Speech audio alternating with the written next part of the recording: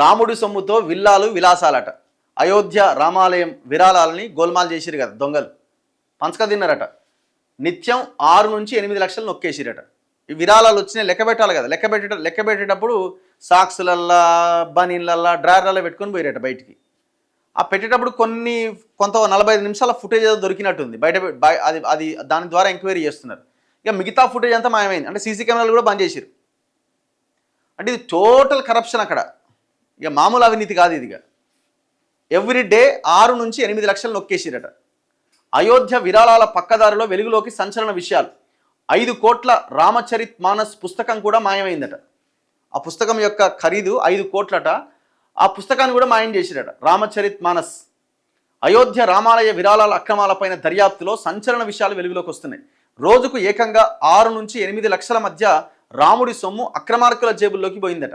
Bank అధికారులను ప్రత్యేక దర్యాప్తు బృందం ప్రశ్నించినప్పుడు ఈ విషయాలు బయటకు వచ్చినాయి. అక్రమాలు వెలుగు చూడక ముందు వరకు రామ జన్మభూమి తీర్థక్షేత్ర ట్రస్ట్ బ్యాంకు ఖాతాకు 16 నుంచి 18 లక్షలు జమ అయ్యేవట బిఫోర్ ఎవ్రీ డే. కానీ ఆ తర్వాత ఒక్కసారిగా 24 నుంచి 26 లక్షలకు పెరిగినాయట. ఈ ప్రకారం రోజుకి 8 లక్షల వరకు కాజేసినట్టు తెలుస్తోంది. 8 మంది నిందితుల్లో 5గురు అనుమానాస్పదంగా సీసీటీవీ ఫుటేజీల్లో కనిపించడం తెలిసిందే. వీరు ఆ విరాళాలు లెక్కించే సమయంలో, బ్యాంకుకు తరలించే సమయంలో జేబులు, సాక్సుల్లో దాచేసి పక్కదారి పట్టించినట.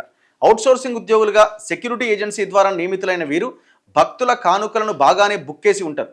సిట్ నివేదిక ఇంకా వెలుగు చూడాల్సి ఉన్నప్పటికీ ఇందులోని కొన్ని సంచలన విషయాలు విశ్వసనీయ వర్గాల ద్వారా బయటకు వస్తున్నాయి. నిందితుల్లో ఒకరైన అవుట్సోర్సింగ్ ఉద్యోగి అవినాష్ శుక్లా ఆలయంలో కానుకల లెక్కింపు కేంద్రం వద్ద ఉద్యోగిగా నియమితుడు కాకముందు వరకు హనుమాన్ గుహ వద్ద తాగునీటి విక్రయ కేంద్రం నిర్వహించేవాడట. శనివారం రాత్రి అతడి నుంచి అయోధ్య పోలీసులు మారుతి ఎస్యూవీ కారును సీజ్ చేసిరట. మరో నిందితుడైన లవకుష్ మిశ్రా గత ఏడాది అక్టోబర్ 16వ తేదీన బనీపూర్ ప్రాంతంలో 1000 చదరపు అడుగుల ఒక ప్లాట్ కొన్నాడట. దాని రిజిస్టర్డ్ విలువ 8 లక్షలే ఉన్నప్పటికీ మార్కెట్ విలువ 25 లక్షలట. మరో నిందితుడైన రామ్ శంకర్ అలియాస్ టిన్ను గతంలో డ్రైవర్. ఈ విరాళాల సొమ్ముతో ఒక హాస్టల్ తెరిచిందట. బంగారు రామచరిత్ ఏమైంది? అయోధ్య శ్రీరాముడికి భక్తులు ప్రేమతో సమర్పించిన కానుకలు, విరాళాల్లో అసలు ఎన్ని భద్రంగా ఉన్నాయి, ఎన్ని బకాసురుల జేబుల్లోకి వెళ్ళాయన్నది ఇప్పుడు చర్చనీయాంశంగా మారింది. బంగారంతో చేసిన 5 కోట్ల విలువ చేసే రామచరిత మానస్ కూడా కనిపించట్లేదట. కేంద్ర హోంశాఖ మాజీ కార్యదర్శి లక్ష్మీనారాయణ దీన్ని శ్రీరాముడి భవ్య మందిరానికి 2024 ఏప్రిల్లో విరాళంగా ఇచ్చిందట. తొలుత కొంతకాలం పాటు ఆలయంలో భక్తుల కోసం ప్రదర్శించగా ఆ తర్వాత నుంచి అది కనిపిస్తలేదట. ఈ విషయమై ఆలయ అధికారుల నుంచి స్పష్టత కోరినప్పటికీ ఫలితం లేకుండా పోయిందట. రామచరిత్ మానస్ అన్నది దివంగత నా మాతృమూర్తికి రాముడి పట్ల ఉన్న భక్తికి నిదర్శనం. ఆమె తన జీవితంలో 15-18 ఏళ్ళు రామనామం రాయడంలోనే గడిపారు. అప్పటి వరకు భక్తుల కోసం ప్రదర్శించిన రామచరిత్ మానస్ ఉన్నట్టుండి కనిపించకుండా పోవడం ఏంటి అని లక్ష్మీనారాయణ ప్రశ్నించిందట. బంగారం పూతతో చేసిన 552 పేజీలతో కూడిన ఈ పుస్తకం బరువు 147 కిలోలట. తయారీకి బంగారంతో పాటు వెండిని, రాగిని కూడా వాడిరట. మరి ఎటుపోయింది అది? 147 కిలోలది ఎట్లా ఎత్తుకపోయారు అసలు?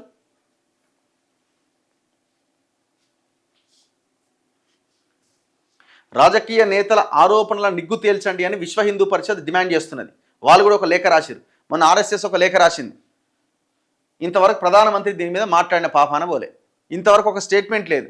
ఈయన నీట్ లీకేజ్ మీద మాట్లాడాడు, సిబిఎస్ఈ రీవాల్యుయేషన్లో జరిగిన గోల్మాల్ మీద మాట్లాడాడు.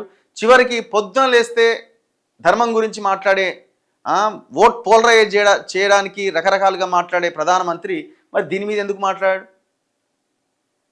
ఏం అన్యాయం ఇది?